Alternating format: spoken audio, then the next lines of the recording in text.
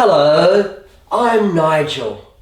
Most of you, of course, will recognise me from my highly successful TV programme called Nigel's Wax with Fame. Of course, the programme where I get the very interesting guests on and I create a life-size and lifelike wax replica of them while having a cozy little chat to them while I'm doing it. What most of you won't know is the crucial role that a interview with an ABC reporter several years ago played such a key role in the creation of the TV program Nigel's Wax with Fame. Now that TV reporter, I'm proud to say, was Mr. Michael Rowland, who was the first person to interview me when I returned to this country and I had started making the wax replicas. That led to a chain of events which ended up with me creating and performing the Nigel's Wax with Fame program, which is now run for 3 series. Now, Michael, of course, is well known to ABC viewers because he is a veteran news presenter, a co-host of ABC's News Breakfast program. He was formerly the ABC's North American correspondent. In addition, he is also the ABC's senior presenter, which means that Michael anchors significant domestic and international stories on ABC TV and radio programs. Despite his busy schedule and his highly credentialed background, one can still sense within Michael a yearning to do something different, to, as they say, spread the wings, do his own individualist ventures sort of thing. And Michael has very supportively and patiently watched on as the current 3 co-team members on News Breakfast have all gone out and done their own individual projects. I'm talking about, Lisa Miller. She has very ably narrated the very successful ABC program Muster Dogs. She has also guest hosted another very successful ABC program, Backroads. Now, Mr. Nate Burns, the weather presenter, he has become Mr. Versatile. His weather presenter and meteorologist, his oceanographer, his science communicator, his space exploration enthusiast and reporter, and he has also recently presented his drag persona, very suitably named Gale Warnings. Now, with the sports presenter, Mr. Tony Armstrong, where do you start with Tony? Well, let's start with him winning recently the 2022 Graham Kennedy Logie Award for Best New Talent on Australian TV. Tony quickly followed it up after the night of the Logies with winning the Crazy dancing competition at Crazy's nightclub, taking out the winner of the After 3 AM event, which of course is the most highly contested Crazy dancing event. Tony Armstrong, in addition to this, has done his own program on dog psychology. This program, known of course as It's a Dog's Life, a 3-part program which was very popular. Tony has also had a regular comedic role on Charlie Pickering's The Weekly program. He has also attempted to have a comedic role on the news program The Project, but alas, he has found out what a long line of ABC presenters and personalities have found, that in going right back to, say, to Andrew Denton and Tony Martin, for example, is that they're never as funny when they're not on the ABC. Anyway, I'm very pleased to announce that Michael Rowland is now starting out on his own individual project or venture, and we're going to watch the first episode tonight of Michael Rowland presenting his new adventure, sort of diversifying out of his conventional news reporting role. And we've got a real treat for you in the program tonight, in that we've got a little peek behind the scenes. We've got Michael working with veteran producer and director Mr. Justin Time as they're preparing on the set to get their first guest onto the program. So we wish Michael and all the crew of the program all the very best with this new venture. Enjoy. Oh, hey. Well, Justin, I really hope this show is successful, particularly because we really want to get a larger budget for the second series. I mean, these chairs, they're really uncomfortable. They're not real soft, but at the same time they solid up. And at the same time, I can't get into my usual trademark arm configuration that I have on the news breakfast couch. Yeah, they come like a bit like Lisa Miller and Heather Hewitt when they're out doing back roads out in the regions, out in the outback, that they don't have to put up with chairs as I'm comfortable with this. Thank you. The other thing, Justin, why have we got to interview this Hugh Screwer character? You know, the first up on our new show. Couldn't we got something much higher quality than him? Surely it's not that hard to do. I mean, you see when he came on Nigel's show, Nigel's Wax with Fame, look how he treated Nigel. And the man's a complete recalcitrant. You don't know what to expect from him. Well, yeah, you're right there. That it was Nigel's highest rating show ever. I guess it, probably the most controversial of his shows, because his shows weren't controversial up to that point. But anyway, look, why couldn't we just gone through, say the Australian of the Year awards and just gone through alphabetical, or in terms of professions or something, and just get somebody on, somebody like that. Somebody's done something. I mean, this Hugh Screwer, he trains ADSMs, for God's sake. It's hardly a noble profession. So why couldn't we just got gone through and got an Australian of the Year? Oh, you did try that, Justin? Yeah. Oh, okay, well. So, what happened? Why didn't we get one of them on? Oh. None of them would come on unless Tony Armstrong would be one of the interviewers, if not the main interviewer. Well, okay, we'll put that aside. Let's we'll get ready to roll, okay? Let's fetch this clown Hugh Screwer out of the green room, and let's get this over with. Hope I can get through this without too many headaches, sort of thing. I'm Michael Rowland.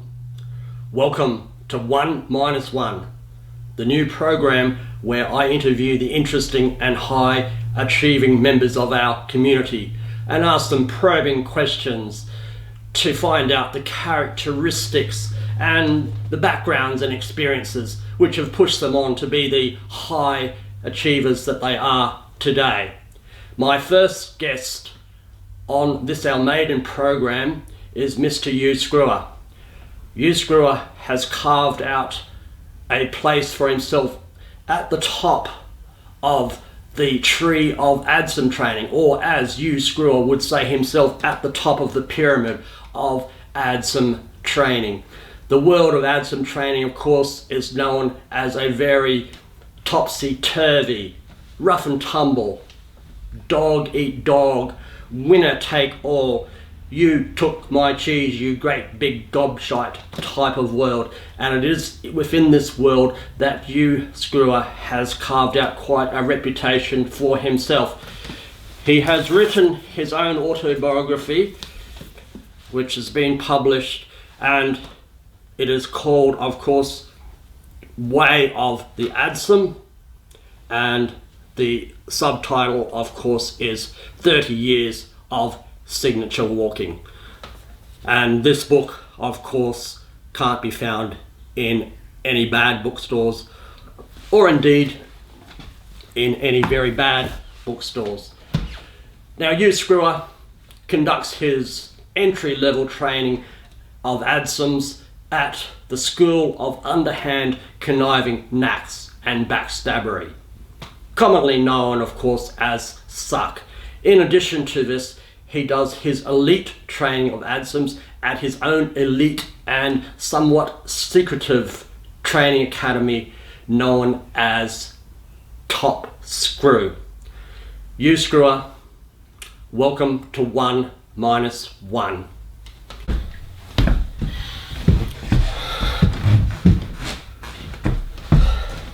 Well, Michael, it's a thrill, it's a delight, it's a pleasure and an honour to be here. Well, Hugh Screwer, it has been a treat, a delight, an honour and a pleasure to have you on 1 minus 1. Well, that is pretty well what I meant when I said it is a thrill, a delight and pleasure and honour to be here. That's what I kind of meant, Michael, so there we have it. I must say, Michael, I don't understand why this show has to be called 1 minus 1. Wouldn't it just be much simpler to just call it 0? Now listen here, you Screwer. I ask the questions on this show, you provide the answers. Well, good kick down technique there, Michael. I'm impressed. Need some nuancing in certain areas, but good technique. Very, very authoritative. You've really established your authority in this interview. You've established, you're the top man, the big cheese, the numero uno, the top dog, the Alphonse. You've established all that, Michael, for sure. And there's also, what I like about it is there's that bit of anger on the surface there. It's a bit like, an iceberg. You just see a bit of ice on top and a lot of more below. There's a lot more anger below ready to get out. You weren't, you didn't have a part in that drama Barons that was on the ABC recently, did you? Thought you might have. Oh well.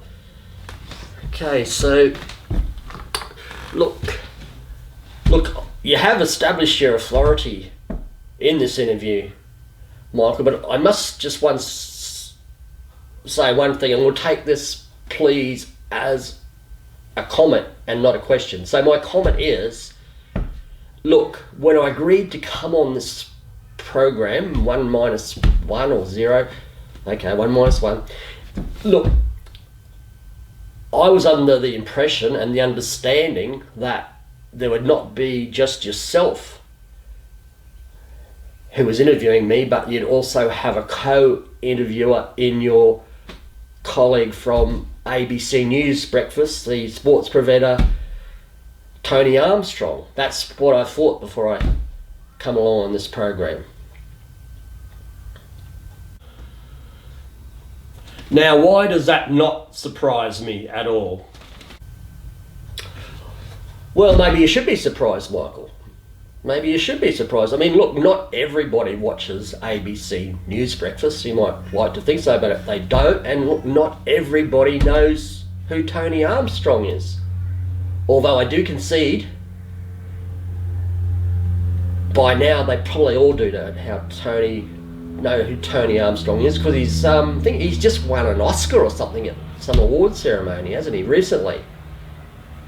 It was a Logie. Yeah, I thought it was a Logie or an Oscar, or what was it? I know those other things, those British BAFTAs. There's BAFTAs, and and there's Tony Awards.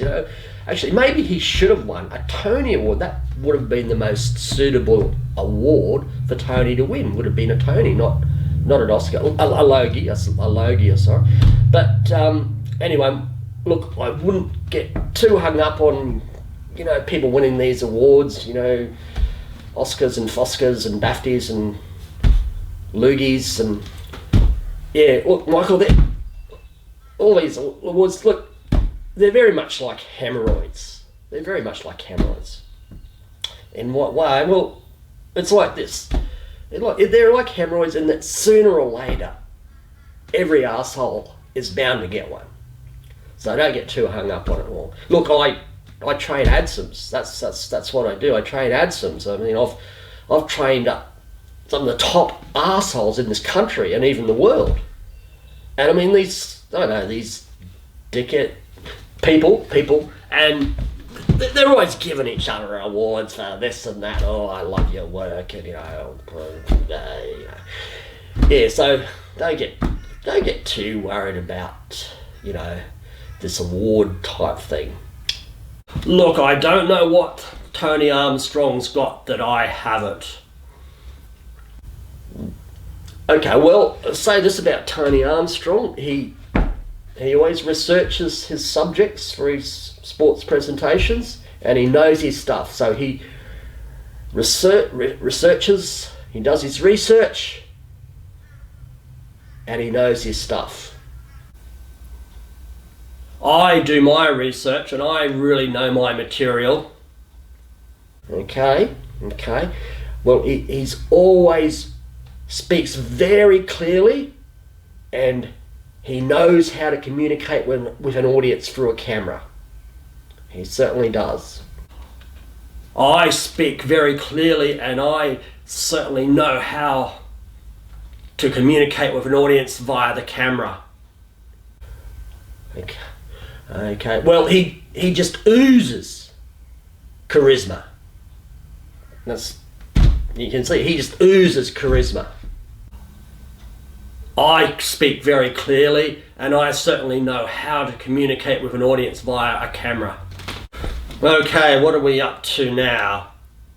Yes, Michael, I think we're up to that part. Well, I think last year saying that you ask the questions in this interview and I provide the answers.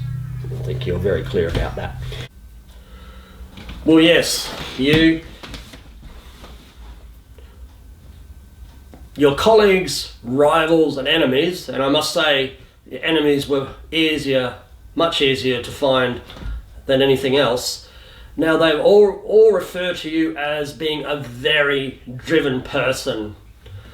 Now what do you put that down to? What do you think has made you become such a driven person and keep you being a driven person? Well, I think back to that time, and when I think about it now, I can recall that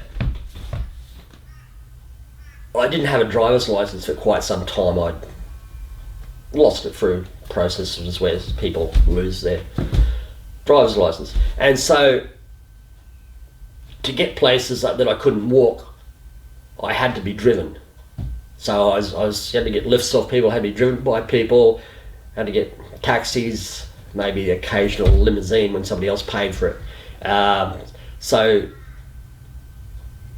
I mean, when I caught trains and buses, of course, they had drivers too, so I was being driven then when I was catching trains and buses.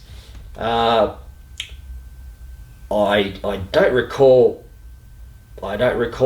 catching planes often, maybe just one plane trip then. So, you wouldn't say I was a I was a flowing person, because I was hardly ever flowing. You in the same way you wouldn't say, like I can't recall during that time ever being shot out of a cannon, at a cultural festival, at an amusement fair or a circus or like that. I was never shot out of a cannon across a water course, something like that. So you wouldn't say I was a flowing person, and you wouldn't say I was a person who was shot out of a cannon at a cultural fair. So I in that respect, I was a very driven person in that time, because I was driven a lot.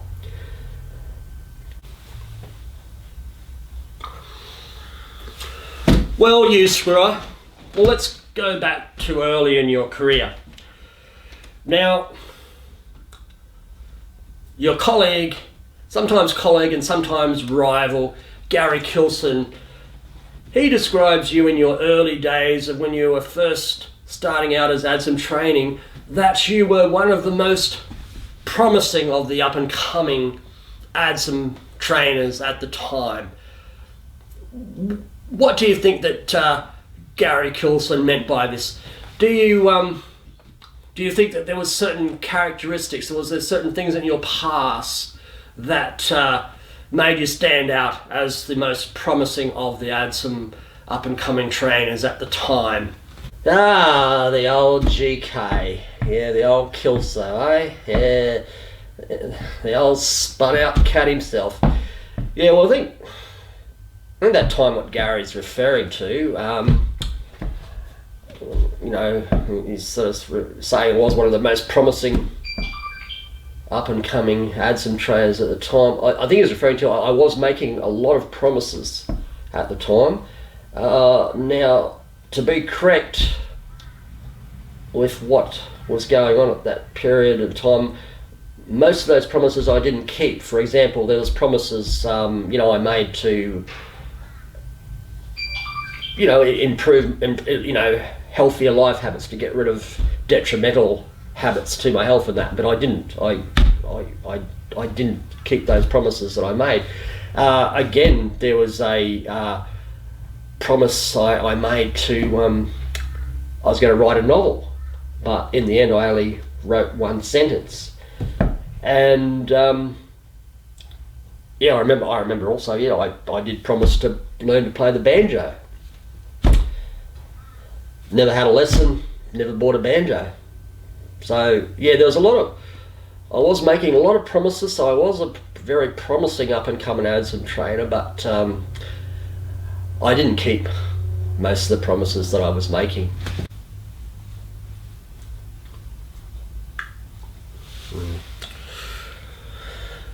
Well, look, Justin, I'm dying here with this Hugh Screwer. He's a total screwer. Look, can we just fade out, and we could pad the extra, what extra time we need to go into production time with maybe some cute animal stories, something like that. I mean, even a cat playing a piano, something like that. The only thing you've got ready to go is Tony Armstrong's Psychology of Dogs. Now, why doesn't that surprise me at all? Anyway, if that's what we've got to go with, we've got to go with it. This guy he's killing me, Justin. Well, Hugh Screwer, I'd like to sit here all day and chat away to you nicely, just like we've been chatting away. But my producer, Justin, is in my ear, giving me the old production wind-up, I'm sure you understand, and he's telling me that the old time monitor on his monitor screen is telling him that we've only got 28 minutes of production time ready on the show. So there it is, Hugh Screwer. Look, I say this very sincerely. It's been really very, very awful interviewing you here today. But on behalf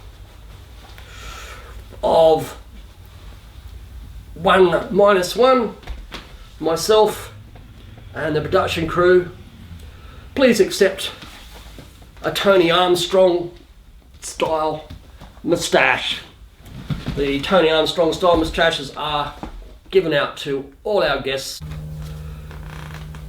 Okay. Thank you very much, Michael. I could use one of these. I think in certain situations I could use one of these. Oh, the other way. No, actually better that way. Yeah. Thank you very much. Yeah, that's something I didn't expect for coming on the show. Thank you. Oh, and you Screwer, look, well, I'm glad that you like the Tony Armstrong style moustache, but please accept on behalf of myself for coming on the show a Michael Rowland's handkerchief. Oh, sorry, one moment please.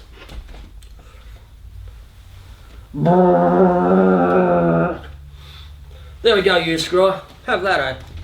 A Michael Rowland's handkerchief. Thank you. Yeah. Another bit of a kick down there, Michael, but the colour suits me. You sure you weren't in Barron's? Well, Nigel was right. After a session with that Hugh Screwer, you need something to ground you. This is a bit of therapy for me. After being not 1-on-1, but 1 minus 1 with Hugh Screwer, I recommend this.